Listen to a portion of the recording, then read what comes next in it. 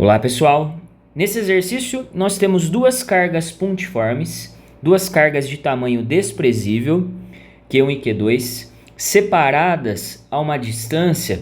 Eu considerei aqui cada quadradinho com o tamanho x, então a distância que separa essas duas cargas tem um total de 12x, uma distância 12x, e o exercício quer que a gente encontre em qual desses pontos, 1, 2, 3, 4 ou 5, o vetor campo elétrico é nulo, ou seja, o vetor campo elétrico resultante devido aos efeitos das cargas Q1 e Q2 vai ser nulo.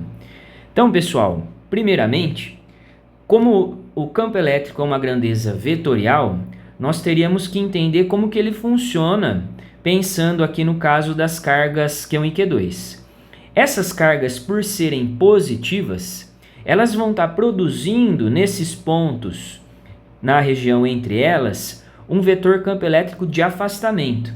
Então, independente de qual ponto que nós estamos olhando, aqui eu coloquei alguns pontos aleatórios, a carga Q1 ela vai estar sempre produzindo vetores que representam o campo elétrico no sentido de se afastar dessa carga. Então, aqui eu teria um vetor apontando para a direita, aqui também em outro ponto um vetor campo elétrico apontando para a direita. Em qualquer ponto que eu observe aqui, o vetor campo elétrico produzido pela carga Q1 vai ser um campo elétrico no sentido de se afastar dessa carga, um campo elétrico de afastamento.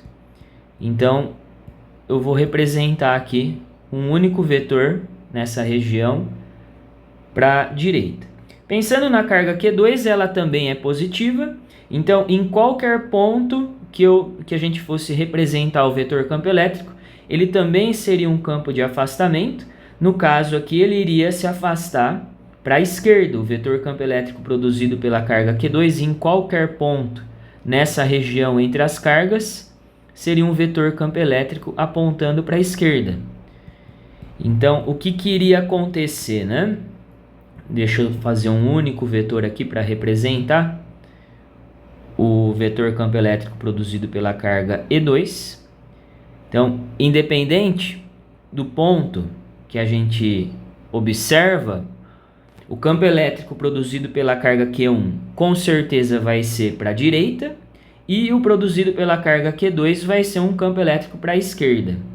E para que o vetor campo elétrico seja nulo em um ponto aleatório, em um ponto qualquer, como nós temos vetores em sentidos opostos, para que o campo resultante seja nulo, seja zero, nós precisamos ter dois vetores opostos e com o mesmo sentido. O vetor E1, a intensidade do vetor campo elétrico produzido pela carga 1 tem que ter a mesma intensidade do vetor campo elétrico produzido pela carga 2.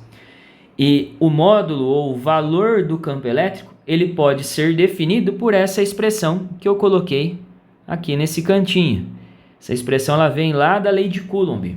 Nós temos aqui a carga geradora do campo, o K é a constante eletrostática do meio onde essa carga está inserida, e o D seria a distância do ponto que você está analisando até a carga.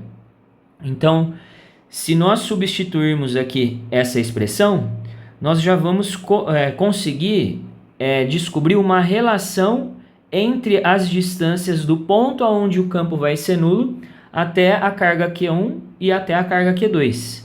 Tenho aqui KQ1 sobre a distância até a carga Q1 ao quadrado é igual a KQ2 sobre a distância até a carga Q2 ao quadrado. Posso cancelar a constante eletrostática. Como essas duas cargas estão na mesma unidade, que é microcoulomb, e nós estamos fazendo uma igualdade, a gente não precisa se preocupar em converter, em mudar a unidade. Vai ficar então 3 aqui sobre D1 ao quadrado é igual a 12, que é o valor da carga Q2, sobre D2 elevado ao quadrado. Posso dividir os dois lados por 3, aqui vai ficar 1 e aqui vai ficar 4. Vou multiplicar em cruz, eu vou ter que D2 ao quadrado vai ser igual a 4D1 ao quadrado.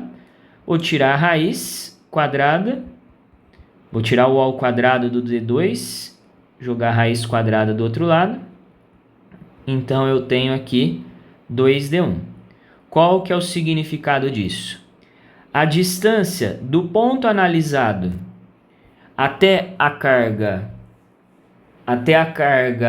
2 tem que ser o dobro da distância do ponto analisado até a carga 1. Então, aqui pensando nesse desenho aqui que eu fiz como esboço, vai existir um ponto aqui, por exemplo.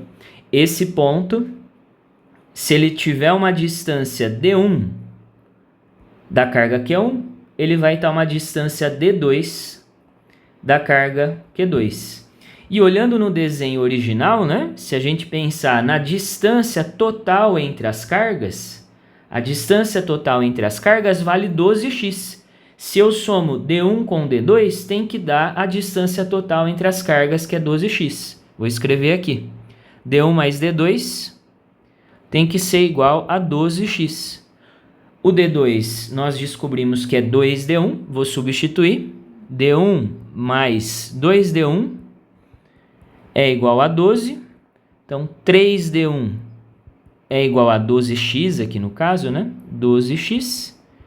D1 é igual, passo 3 dividindo, 4x.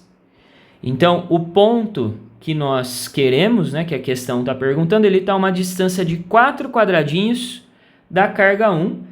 E pensando aqui na distância 2, a distância 2 seria 2 vezes o D1 é 4x, ficaria 8 quadradinhos da carga 2. Só de descobrir esse valor já era o suficiente para nós anotarmos aqui a resposta do exercício. Olhando no desenho, a distância que está a 4 quadradinhos da carga Q1, representa aqui o ponto 2. Aqui é 4x.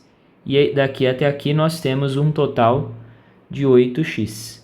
Então, a resposta do exercício seria a alternativa B.